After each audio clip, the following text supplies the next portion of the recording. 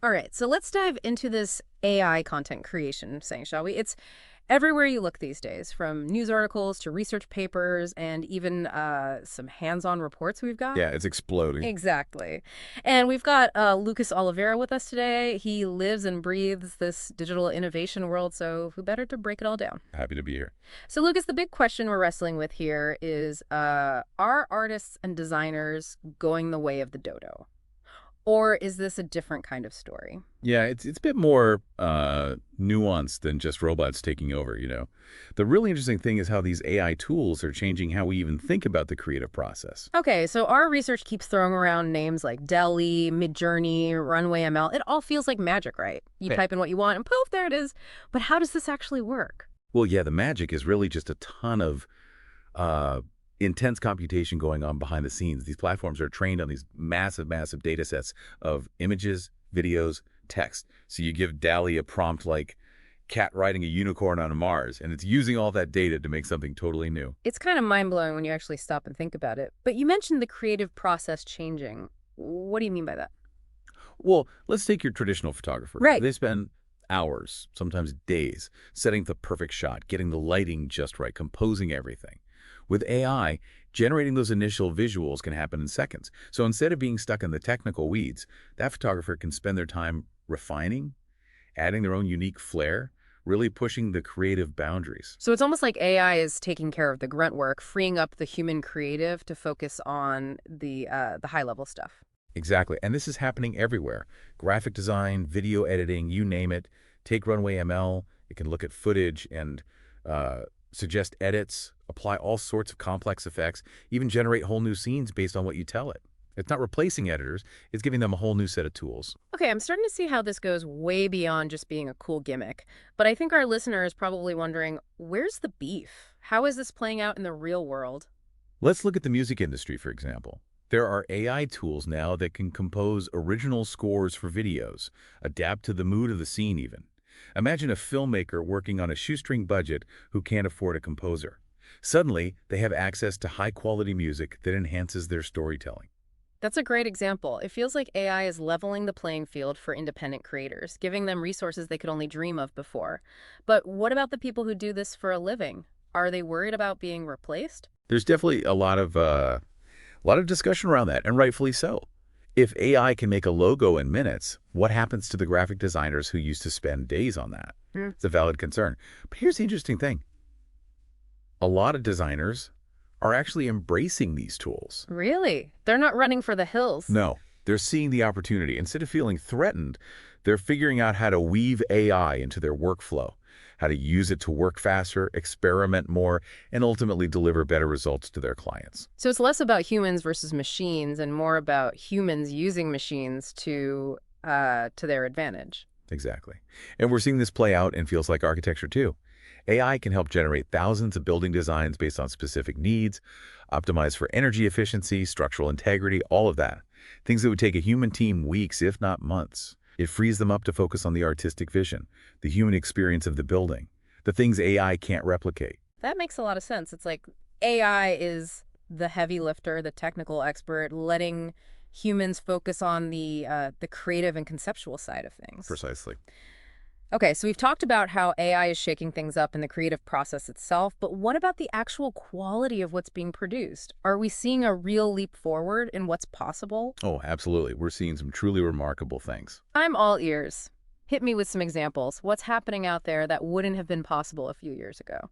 In the fashion world, AI is being used to design entire collections, creating patterns and styles that are totally unique. And then you've got visual effects. Oh, I can already picture some sci-fi epic. What's going on with visual effects? Think about things like aging or de-aging actors realistically. AI is making that process so much more efficient, so much cheaper. We're also seeing tools that can create realistic crowds, entire environments even, stuff that used to require massive teams and budgets. This all sounds incredible, but I also got to wonder, does this level of power, this control, come with any downsides?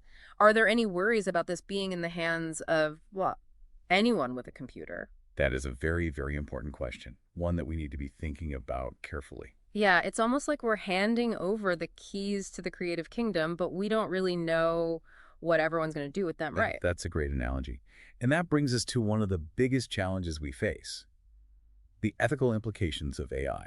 Because amazing tech doesn't automatically mean ethical tech. So what are some of the specific ethical concerns that are popping up around AI and content creation? Well, one that's always top of mind is bias.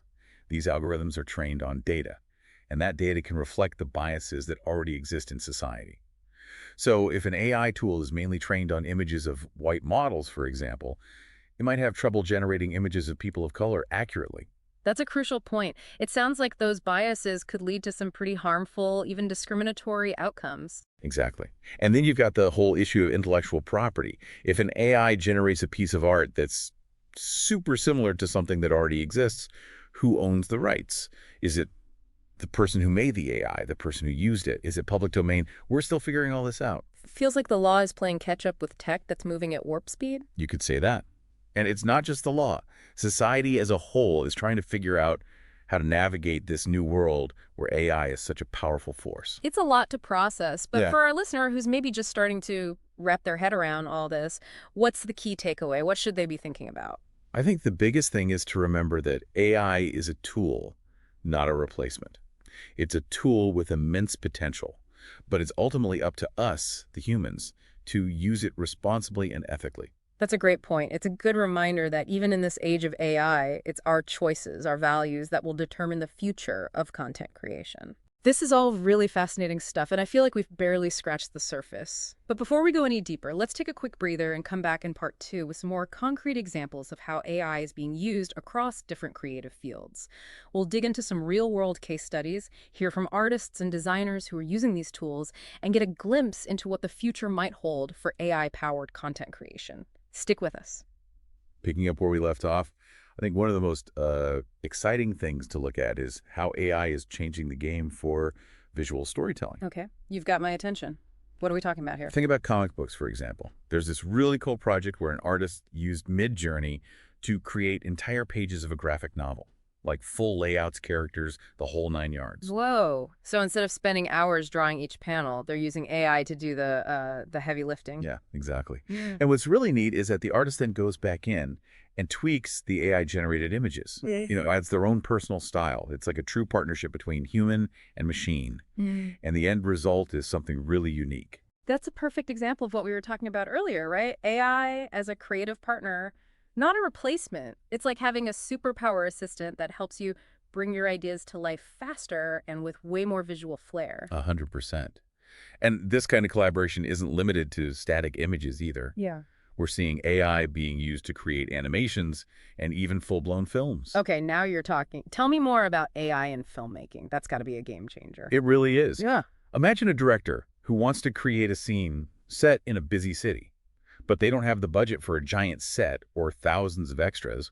Well, now they can use AI to generate that whole scene, complete with crowds and cars and everything. So AI is basically becoming a digital world builder for filmmakers. That's wild. It is. And it's not just about creating realistic environments. AI can also be used to generate characters, animate them, and even give them realistic facial expressions and dialogue. That's mind-blowing. So are we Yeah. talking about AI actors taking over Hollywood? Well, maybe not quite yet. But we are seeing more and more AI being used to create digital doubles of real actors. So they can perform stunts or appear in scenes without actually being physically present. Interesting. So instead of risky stunt work or scheduling nightmares, you could have AI stand-ins doing the hard stuff. Exactly. Yeah. And it opens up all kinds of creative possibilities. Imagine a film where an actor can play multiple roles or appear as a younger or older version of themselves, all thanks to AI. It's like the lines between reality and fiction are blurring right in front of us. And this is all happening now. It is, and it's only going to get more advanced from here. Okay, I have to ask, what does this mean for the future of film? Are we going to see AI directing entire movies someday? That's the million-dollar question. I don't have a crystal ball, but I think it's safe to say AI is going to play a bigger and bigger role in filmmaking, from pre-production to post-production and everything in between. It's exciting and kind of scary at the same time. Like, what happens to the human element in all of this? That's a really important point. We can't forget that even with all this amazing technology, it's still the human stories, the human emotions that really connect with audiences. AI can help us tell those stories in new and innovative ways, but it can't replace the human heart at the center of it all. That's a good reminder. It's easy to get carried away with all the bells and whistles, but ultimately it's all about human connection. Yeah. So how do we make sure AI is enhancing storytelling, not overshadowing it? Well, I think it starts with understanding what AI can and can't do. It's a tool. And like any tool, it has its strengths and weaknesses. It's up to us, the humans, to recognize those limitations and use AI in a way that complements our own creativity. So it's about finding that sweet spot where AI and human creativity can work together. Exactly. It's not about man versus machine. It's about man with machine. Yeah. And when we find that balance, I think we'll see a whole new era of storytelling, one that's more immersive, more engaging, and more emotionally powerful than ever before. I love that. This is also fascinating, and I feel like we could talk about this all day. But for our listener who's maybe feeling a bit overwhelmed right now, what's the key takeaway? What should they be thinking about? The most important thing is to stay curious. Don't be afraid to try out these new tools and technologies. See what you can create. The possibilities are truly endless. And as we move into this AI-powered future, it's going to be more important than ever to be open to new ways of thinking and creating. Great advice. It's a good reminder that even though AI is shaking things up, it's still us, the humans, who are in control. But Yeah. before we get too philosophical, I want to hear more about some specific examples of AI being used in different creative fields. Sure thing. There's so much happening right now. One area that's really exploding is the use of AI in music production. Okay, I'm all ears. How is AI rocking the music world? Well, for starters, it's making music creation way more accessible. There are AI-powered tools now that can help you write melodies, create harmonies, even build entire song structures, even if you've never had a music lesson in your life. So you're saying anyone can be a Beethoven now? Maybe not Beethoven. But the point is, AI is breaking down the technical barriers, allowing more people to express themselves through music. That's pretty amazing. It's like AI is democratizing music creation. But what about professional musicians? Are they feeling threatened by this? Like we talked about before, some are. But a lot of them are actually using these tools to their advantage. They're using AI to generate new ideas, experiment with different sounds, and just speed up their workflow.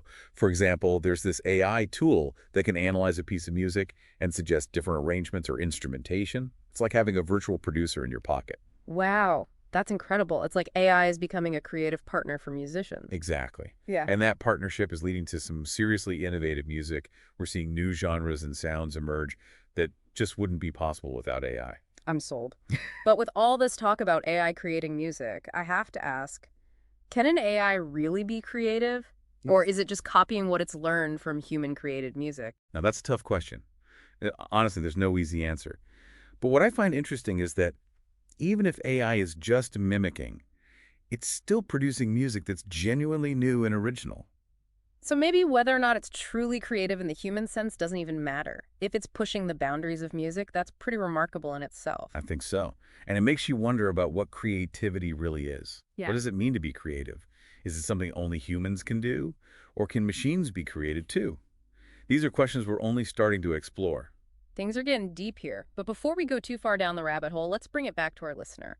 What's the one thing they should be thinking about in terms of AI and music? I'd say keep an open mind. The music landscape is changing fast, and AI is a big part of that. So be open to new sounds, new genres, new ways of creating and experiencing music. I love it. It's a reminder that the world of music is getting more diverse and more exciting, thanks in part to AI. But AI isn't just changing music and film, it's also having a huge impact on the visual arts. You got it. We're seeing AI used to create everything from paintings and sculptures to interactive installations and digital art. Okay, tell me more about this. What's happening in the visual arts world? One of the most interesting things is how AI is challenging our ideas about what art is and who can create it. For instance, there are AI-powered tools that can generate photorealistic images from text prompts. Wait, so you're saying I could type in a surreal landscape with melting clocks and flying elephants, and AI could create a painting of that? Pretty much. And the results can be amazing. Some of these AI-generated images are so realistic and visually stunning that they're being shown in galleries and sold for thousands of dollars. No way. That's incredible. But it also makes you wonder about the role of the artist. If a machine can create art that's basically indistinguishable from human-created art, what does that mean for human creativity? That's a question that's causing a lot of debate in the art world. And to be honest, there's no easy answer. But it's clear that AI is making us rethink our definitions of art and creativity. It's almost like AI is expanding the definition of art. And maybe that's a good thing. I think so. AI is challenging us to see the world in new ways. and to appreciate different kinds of creativity. It's opening up new avenues for expression and pushing the boundaries of what's artistically possible. I'm digging it. But I know our listeners probably thinking, where does this leave human artists?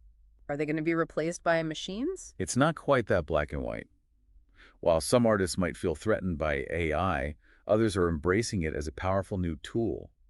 They're using AI to come up with ideas, experiment with different styles, and create art that would be impossible to make by hand. So it's that same idea of collaboration we keep coming back to. Human artists working with AI to create something new and exciting. Exactly. And the cool thing is that this collaboration is resulting in some truly mind-blowing art. We're seeing a fusion of human creativity and artificial intelligence that's pushing the limits of what's possible. This is all so inspiring. But I also know that not everyone is jumping on the AI bandwagon. There are some legitimate concerns about the potential downsides. For sure.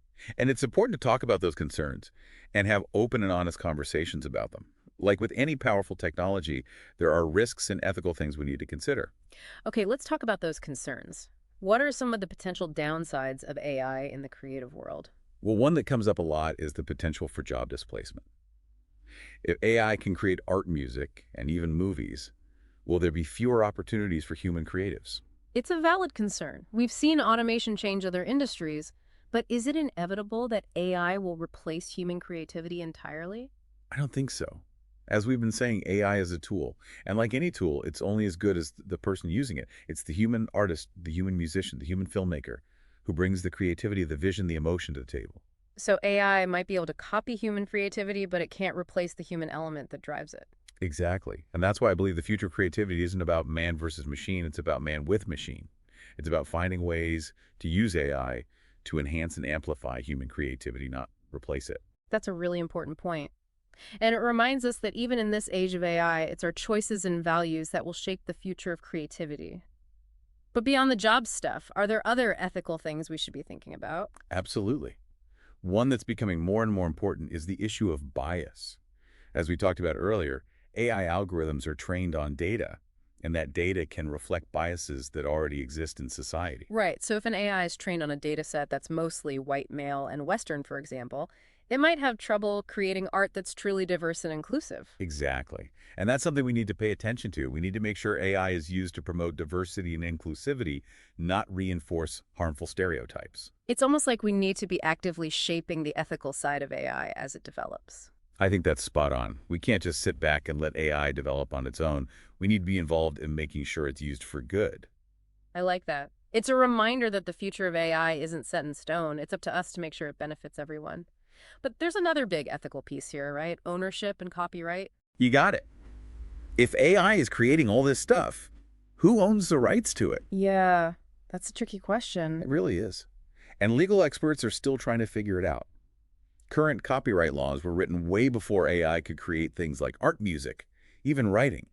So there's a lot of debate about whether AI-generated content can be copyrighted at all. And if it can, who owns those rights? The person who made the AI? The user who told it what to create? Nobody. It's a mess. Sounds like we need a whole new legal system to deal with AI. It's possible. As AI becomes more advanced and a bigger part of our lives, we're probably going to need to rethink our laws to make sure they keep up with all the changes. It's a lot to consider, but it's also pretty exciting. We're at the beginning of a whole new era of creative expression, and it's all powered by AI. But as we get into all this, we need to do it carefully and thoughtfully. Absolutely.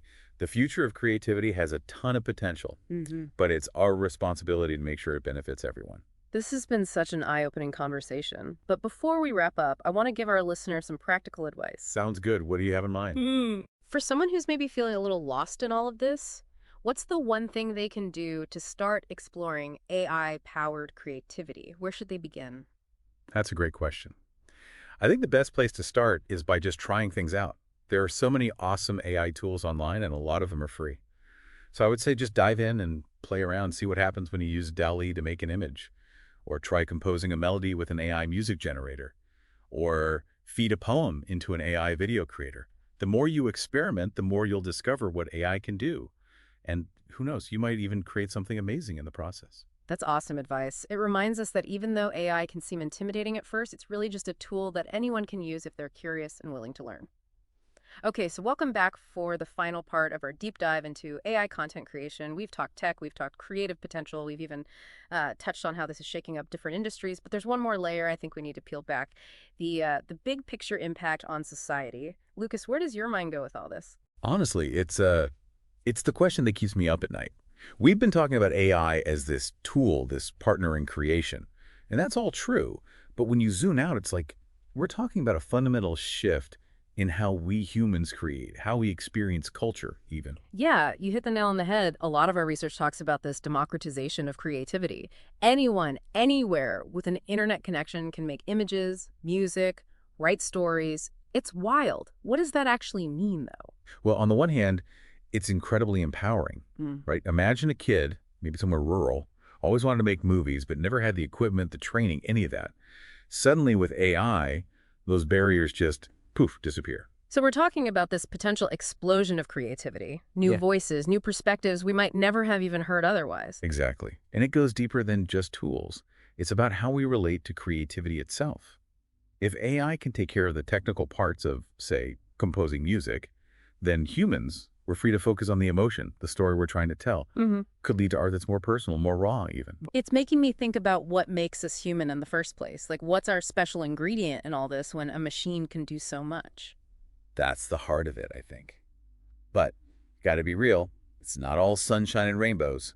There are some potential downsides to this whole democratization thing that we can't ignore. Okay, lay it on me. What's keeping you up at night? One thing is, what happens to the value of human skill?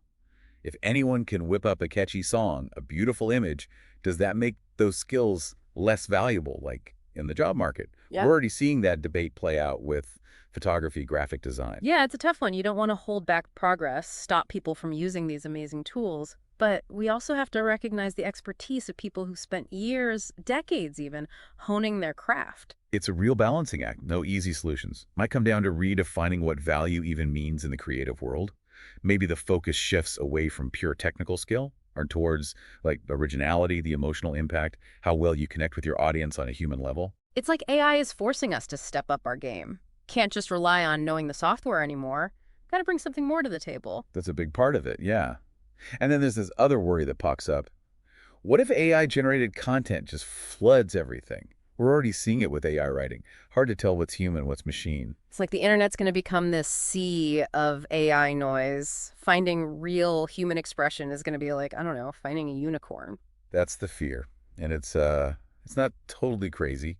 But I do think there are some forces pushing back. Humans, we crave authenticity. We want to connect with other people, you know. So even if AI can make technically perfect music or art, it might be missing that spark, that something special that comes from real human experience. That's my hunch. Yeah. I think we'll see people get tired of AI stuff that feels generic, Yeah. empty, work that feels human, that tells a story, that makes you feel something. That'll be what stands out. Almost like AI is making us double down on what makes us, focusing on the stuff machines just can't replicate. And it's not just about the content, right? It's about the relationship between the person creating and the person experiencing it. Humans want that connection, and I think that becomes even more important in a world full of AI stuff. So it's about community, real connection, creating spaces where human expression can actually, like, breathe. Exactly. Those Okay. spaces are going to be valuable. Might even become like a luxury in a world where everything else is made by algorithms. You've painted quite the picture, and I'm not going to lie, it's a bit mind-boggling. But for our listener, Yeah. trying to wrap their head around all this, what's the bottom line? What should they be thinking about? I'd say don't freak out. Change is scary, but it also brings opportunity. Don't be scared of AI. Learn how to use it. Make it work for you. But at the same time, don't lose sight of what makes you special, what makes your creativity unique. Hone those skills. Nurture those connections. That's going to be more important than ever. Love that. It's not about saying no to tech, it's about finding how it fits into our lives in a way that makes us more human, not less. Couldn't said it better myself. Lucas, this has been amazing. Seriously, thank you for taking the time to walk us through all of this. It's been my pleasure. The future's in our hands. Let's make it a good one. Well said. And to our listener, thanks for joining us on this deep dive into AI and content creation. Hopefully it's been informative, inspiring, maybe even a little bit mind-bending. Until next time, keep exploring, keep creating, and keep asking those big questions.